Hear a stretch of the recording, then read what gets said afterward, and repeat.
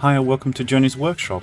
Today we'll be looking to these Super Shells body kits and how to fit the Johnny's Workshop's 3D printed chassis specially designed for them. These body kits were made for static and slot cart use. They were released decades ago and new old stock can still be found at pendle slots until stock lasts. This is not the only route to make them into slot cars. Off-the-shelf chassis are available, made by Penelope Pitlane and Polycar. I went on a 3D printer route to try design a more detailed chassis that can be printed at home with no fancy industrial 3D printer. Any trusty FDM printer will suffice. I also recommend using silk PLA or any rigid filament with strong bond. The wheelbase on these cars so far have been consistent, meaning there is a good chance some of the chassis iteration might suit a body kit I've not tried yet. So far there is one chassis design that can fit on 3 cars, on the Lotus 25, on the Brahman BT7 and the Ferrari 158. However, I was able to create one with extra detail for the BT7 as the body has a bit more clearance. On the other hand, the BRM requires shorter chassis, plus the suspension detail needed to be a bit more compact.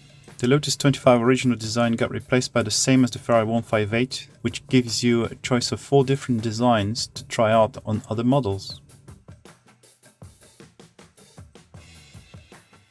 Starting with the Lotus 25, this body had the most work done in order to fit the gearing. I've almost removed all the rear cover, trim under the exhaust holder to allow the gear to run freely, felt gently here to allow the front suspension to fit.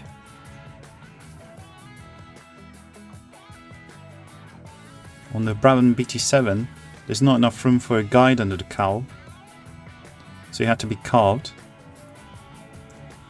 The nose here sits quite proud, so you only need to clear space for the wires. The gear also needs some extra clearance depending on the crown size. I made a little too much clearance here on both sides. You might or might not need to do this. Next on to the Ferrari 158. This exhaust detail was added on each side using a single coil wire. And finally on the BRM P261, a little bit of clearance was needed here to allow the gear to run freely. A bit of filing was also required to clear for the front suspension.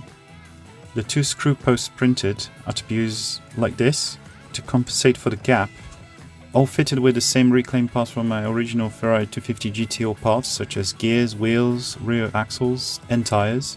These motors are all 16k RPM generic FF slim can. You can fit a variety of guides. I've used spares, so they're all different ones. And all bodies are fixed with a single screw. This will allow for an all-round body roll. And that's it for this year. I hope you like this kind of content. If you did, please subscribe and like if you haven't already. Johnny's Workshop wish you all a happy new year. See you next time.